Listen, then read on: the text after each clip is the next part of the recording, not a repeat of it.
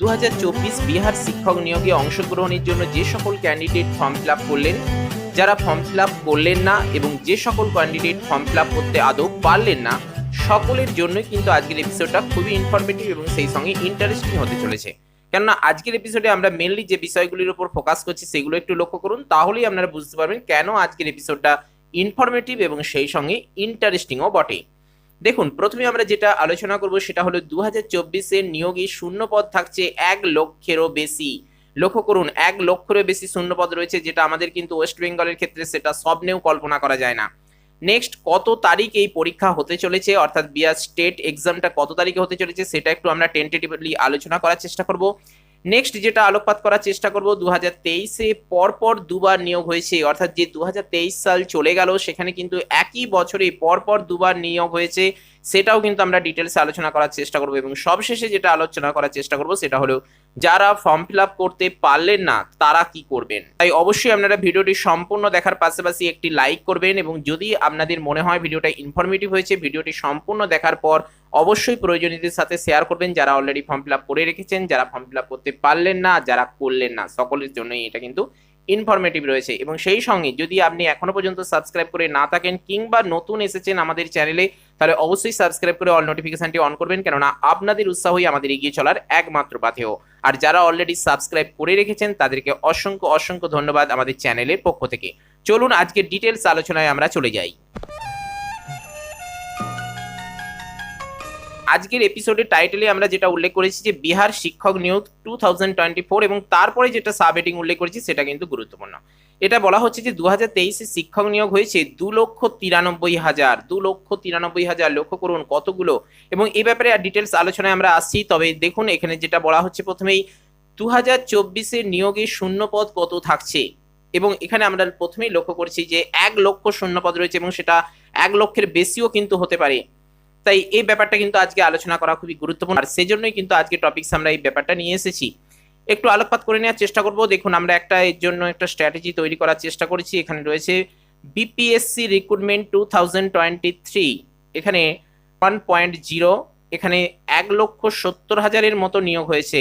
এরপরেও কিছু সামথিং রয়েছে, তবে 1,70,000-ই ধরুন টোটাল নিয়োগ হয়েছে। এবং পিএসসি 2.0-তে 1,22,000-এর মতো শূন্যপদে শিক্ষক নিয়োগ করা হয়েছে, তবে সেটা কিন্তু সম্পূর্ণটাই 9 এবং 10, সেই সঙ্গে 11 and 12 কিন্তু নয়। সেই জন্য আমরা এখানে উল্লেখ করেছি যে এখানে কিন্তু এই ভ্যাকেন্সি পোস্টের মধ্যে, অর্থাৎ 1,70,000 ভ্যাকেন্সি পোস্টের মধ্যে যেমন প্রাইমারি পোস্ট রয়েছে, সেই সঙ্গে সেটা রয়েছে আপার প্রাইমারি পোস্টের জন্য রয়েছে, সেই সঙ্গে 9, 10 এবং 11, 12ও কিন্তু রয়েছে।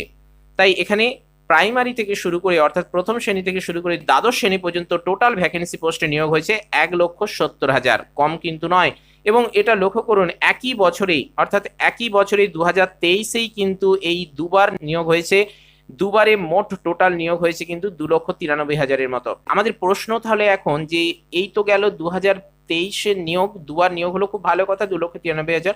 তো আমাদের বিপিএসসি 3.0 কত নিয়োগ হতে পারে সেটা তো আমরা একটু আগেই প্রথমে উল্লেখ করলাম যে 1 লক্ষের বেশি হতে পারে, তবে খুব কম করে, তর্কের ক্ষেত্রে খুব কম করে হলেও কিন্তু সেটা 70 থেকে 80 বা 70 থেকে 1 লক্ষর বেশি কিন্তু ক্যান্ডিডেট এখানে চাকরি পেতে চলেছেন। এটা কিন্তু খুবই একটা ভালো আশার আলো আমাদের বিশেষত ওয়েস্ট বেঙ্গলের ক্যান্ডিডেটদের জন্য। যদিও এখানে বিহারে হচ্ছে, সেখানে কিন্তু বিহারের পাশাপাশি ওয়েস্ট বেঙ্গলই নয়, অন্যান্য উত্তরপ্রদেশ থেকে শুরু করে আসাম এবং সেই সঙ্গে যে প্রতিবেশী রাজ্যগুলো, মূলত লক্ষ্য করবেন যে বিহার স্টেটের যে প্রতিবেশী রাজ্যগুলো রয়েছে সেখান থেকে আমাদের কিন্তু আবেদন করছে ওই বিহার পরীক্ষার জন্য। বিশেষত তার মধ্যে যেমন আমাদের ওয়েস্ট বেঙ্গল রয়েছে, সেই সঙ্গে ওড়িশাও থাকছে, সেই সঙ্গে ওদিকে কিন্তু আসামেও থাকতে পারে, ত্রিপুরাও থাকতে পারে, উত্তরপ্রদেশও তো থাকবেই। তো সবকটা রাজ্য বা প্রতিবেশী রাজ্যগুলো মিলিয়ে কিন্তু এখানে বিশেষত ফর্ম ফিল আপ করবে। অন্যান্য দূর থেকে রাজ্য খুব বেশি আসবে না। যদি তখন মানে ধরুন উত্তরাখণ্ডে যদি নিয়োগ হয় কিংবা কাশ্মীরে হয়, সেটা কি আমরা করবো? কিন্তু আমাদের প্রতিবেশী রাজ্য যেহেতু বিহার, সেক্ষেত্রে আমরা কিন্তু অতি সহজেই মানে প্রত্যেকেই কিন্তু ফর্ম ফিল আপ করতে আগ্রহী হয়েছে, এবং আমাদের ওয়েস্ট বেঙ্গল থেকে প্রচুর প্রচুর ক্যান্ডিডেট আবেদন করেছেন। এবং সেই সঙ্গে সব থেকে ইন্টারেস্টিং ব্যাপার হলো এখানে যে বিপিএসসি 1.0 এবং 2.0 যে নিয়োগ হয়েছে 2,93,000 মতো, এখানে কিন্তু আমাদের ওয়েস্ট বেঙ্গল থেকে প্রচুর প্রচুর ক্যান্ডিডেট এখানে চাকরি পেয়েছেন। এটা কিন্তু খুবই ভালো একটা দিক। আমাদের ওয়েস্ট বেঙ্গল থেকে কিন্তু প্রচুর ক্যান্ডিডেট এখানে চাকরি পেয়েছেন, যার জন্য আমাদের এই 3.0 দিকে কিন্তু খুব বেশি লক্ষ্য রাখতে হবে, এবং তার জন্য কিন্তু আমাদেরকে প্রথমেই এই স্টেট পরীক্ষাটা ভালোভাবে দিয়ে পাশ করতে হবে, না হলে কিন্তু আমরা এই বিপিএসসির জন্য অ্যাপ্লিকেশন করতে পারবো না। এই স্টেট পরীক্ষা আমাদের কমসে কম 50% মার্কস নিয়ে কিংবা 75 নাম্বার নিয়ে আমাদেরকে পাশ করতে হবে, তাহলে কিন্তু আমরা এই বিপিএসসির জন্য অংশগ্রহণ করতে পারবো। আপনারা প্রশ্ন করবেন যে বিহার স্টেট পরীক্ষা তো আগে পাস করা দরকার, তারপর তো এই বিপিএসসি নিয়ে আলোচনা করবেন। দেখুন, এক্ষেত্রে একটা কথা আপনাদের বলি যে বিপিএসসি পরীক্ষায় কি ব্যাপারটা রয়েছে সেটা যদি আমরা একটু ডিটেলসে আলোচনা করি, এবং সবথেকে বড় কথা হলো আজকের এপিসোডটা যে আমরা যে টপিকসটা নিয়ে আলোকপাত করার চেষ্টা করছি সেটা কিন্তু আপনাদের মতো দর্শকদের অনুরোধেই কিন্তু আমরা করছি, কেমন? তাই আপনাদের অনুরোধ, আপনাদের পরামর্শের উপর গুরুত্ব দিয়ে কিন্তু আজকের এপিসোডে আমরা এগুলো আলোচনা করছি। তাই অবশ্যই কিন্তু আপনারা এগুলো একটু গুরুত্বপূর্ণ বা ধৈর্য সহকারে শুনুন, এবং সেই সঙ্গে যেটা আপনাদের বলছিলাম যে বিপিএসসি পরীক্ষায় তো তারপরে পরীক্ষা হবে, তার আগে তো আমাদের স্টেট পরীক্ষাটা পাস করতে হবে। তবে আমরা তাহলে বিপিএসসি কেন আলোচনা করছি?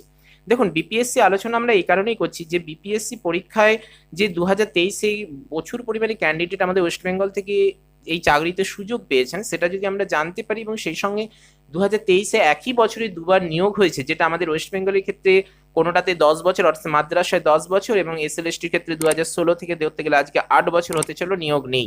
তাহলে সেক্ষেত্রে দাঁড়িয়ে বা সেই জায়গা থেকে দাঁড়িয়ে আমাদের যে এখানে একই বছরই 2023 রিসেন্ট 2023 মানে বলতে গেলে কয়েক মাস আগে, এবং সে ব্যাপারেও বলে দিচ্ছি কত মানে কোন মাসে সেটা নিয়োগ হয়েছে, সেটাও খুব ইন্টারেস্টিং ব্যাপার।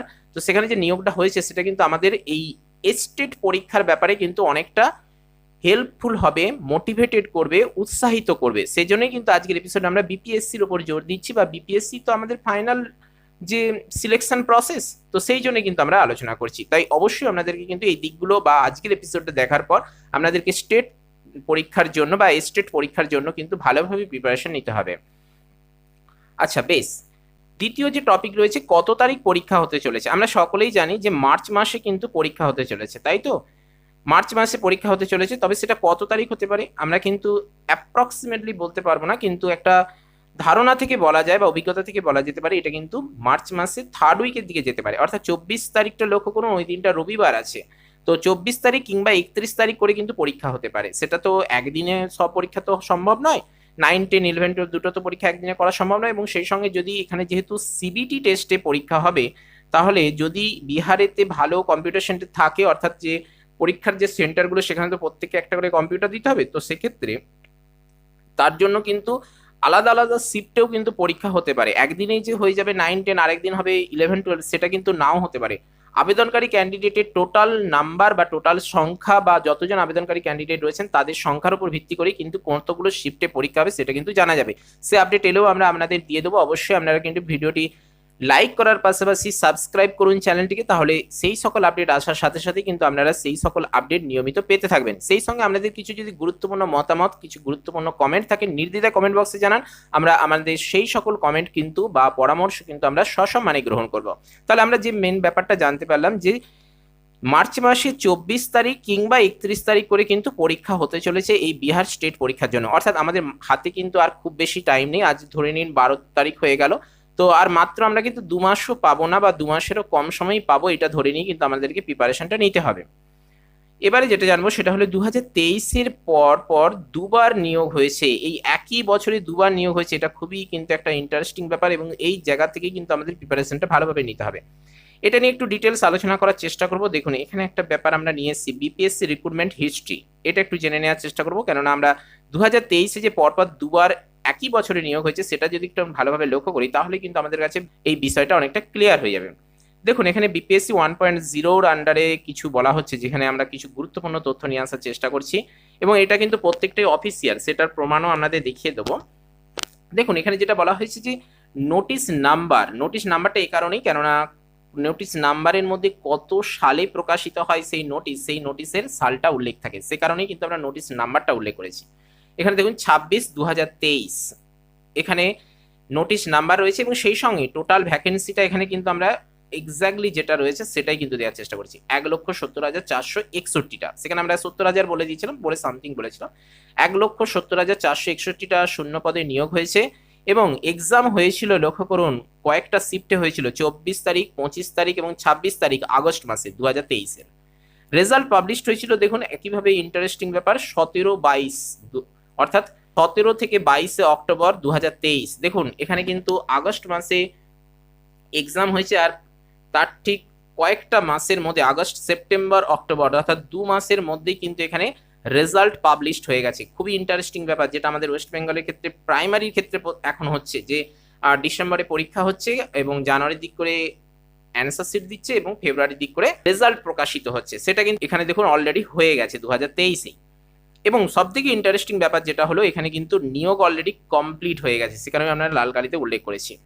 দেখুন একইভাবে এই বছরই অর্থাৎ 2023-এ কি হয়েছে, নোটিশ নাম্বারটা লক্ষ্য করুন, এখানে দেওয়া রয়েছে 27/2023, অর্থাৎ একই সালে কিন্তু দুটো নোটিশই প্রকাশিত হয়েছিল এবং সেই সঙ্গে ভ্যাকেন্সি এক্ষেত্রে ছিল একটু কম, অর্থাৎ 1,22,286, এবং সেটা একটু কম বললে ভুল হবে, অনেকটাই ভ্যাকেন্সি রয়েছে। এখানে দেখুন 1,70,461, আর এখানে রয়েছে 1,22,286টা ভ্যাকেন্সি পোস্ট। এক্সাম হয়েছিল কত তারিখে একটু লক্ষ্য করুন, 7/12/2023 তারিখ থেকে 18/12/2023 তারিখ পর্যন্ত, এবং রেজাল্ট পাবলিশড হয়েছে তার ঠিক কয়েকদিন পরেই, অর্থাৎ 22 থেকে 29 অক্টোবর হয়ে গেছে। এটা অক্টোবর হবে না, এটা হবে ডিসেম্বর। কেমন?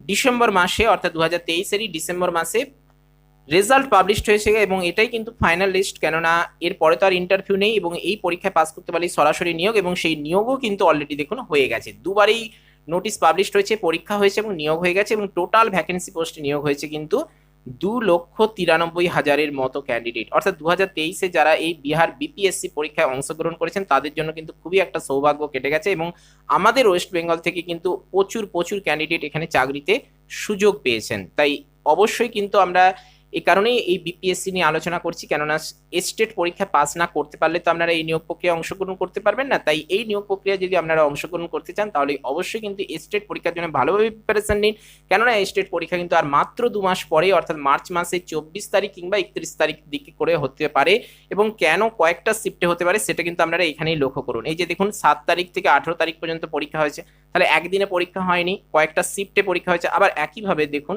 এর আগেরটাতেও দেখুন একইভাবে 24, 25, 26 তারিখ পরীক্ষা হয়েছে এবং রেজাল্টও দেখুন কয়েকদিন ধরে প্রকাশিত হয়েছে।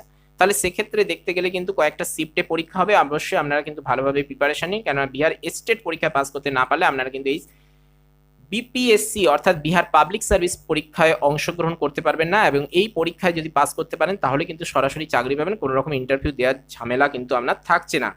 এবারে আসি যারা ফর্ম ফিল আপ করতে পারলেন না তাদের ব্যাপারে।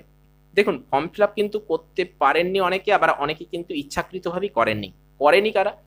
অনেকের সমস্যা থাকতে পারে যে এখানে ওয়েস্ট বেঙ্গলের বাইরে থেকে মানে চাকরি করা এবং সেই সঙ্গে দুবার পরীক্ষা দিতে যাওয়া, সেটাও একটা ভীষণ প্রবলেমের ব্যাপার।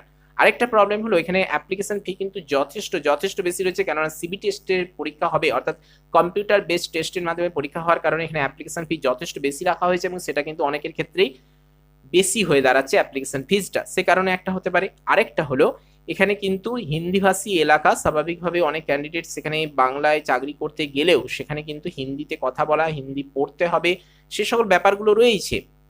সেদিক থেকে কিন্তু অনেক ক্যান্ডিডেট পিছিয়ে গেছেন এবং অনেকে কিন্তু করতে পারেননি। তাদের ক্ষেত্রে বলি, অনেকে হয়তো বিএড কমপ্লিট করে উঠতে পারেননি এখনো, কিংবা 4th সেমিস্টার চলছে কিংবা 3rd সেমিস্টার চলছে। আমাদের ওয়েস্ট বেঙ্গলের ক্ষেত্রে কি হয় যে ফাইনাল ইয়ারে পড়লে সে কিন্তু এখানে অংশগ্রহণ করতে পারবে, কিংবা যারা রেজিস্ট্রেশন মানে 2022-এ যে প্রাইমারি হলো বা সেখানে কি বলা হয়েছিল যে যারা অলরেডি মানে রেজিস্ট্রেশন করে রেখেছেন তারাও কিন্তু অ্যাপ্লিকেশন করতে পারবেন। কিন্তু বিহারের এই পরীক্ষার ইনস্ট্রাকশনেই কিন্তু জানিয়ে দেওয়া হয়েছে যে যারা বিএড কমপ্লিট রয়েছেন তারাই কেবলমাত্র এখানে পরীক্ষা অংশগ্রহণ করতে পারবেন, নচেত কিন্তু নয়। স্বাভাবিকভাবে কিন্তু অনেক ক্যান্ডিডেট এখানে ইচ্ছা থাকলেও আগ্রহ থাকলেও কিন্তু অ্যাপ্লিকেশন করতে স্বাভাবিকভাবেই পারেননি। তো এই সকল দিক থেকে অ্যাপ্লিকেশন করতে পারেননি বা অনেকেই করেননি। তবে যেটাই হোক না কেন, যারা অলরেডি অ্যাপ্লিকেশন করতে পারলেন না তারা কি করবেন? দেখুন একটা কথা আপনাদের বলি যে এখানে রিক্রুটমেন্ট বা এখানে যে নিয়োগের জন্য নোটিফিকেশন বা বিজ্ঞপ্তি জারি হয় সেটা কিন্তু 6 মাস অন্তর। অর্থাৎ এখন যেটা হলো ডিসেম্বর মাস থেকে জানুয়ারি মাসের মধ্যে ফর্ম ফিল আপ কমপ্লিট হলো, এরপরে কিন্তু আবার আগস্টের দিক করে কিন্তু ফর্ম ফিল আপ হবে। যারা ফর্ম ফিল আপ করতে পারলেন না বা করলেন না তারা কিন্তু এখন থেকে প্রিপারেশন একটু করে নিতে থাকুন, আগামী আগস্ট মাসের দিক করে কিন্তু আবার নোটিফিকেশন আসতে চলেছে।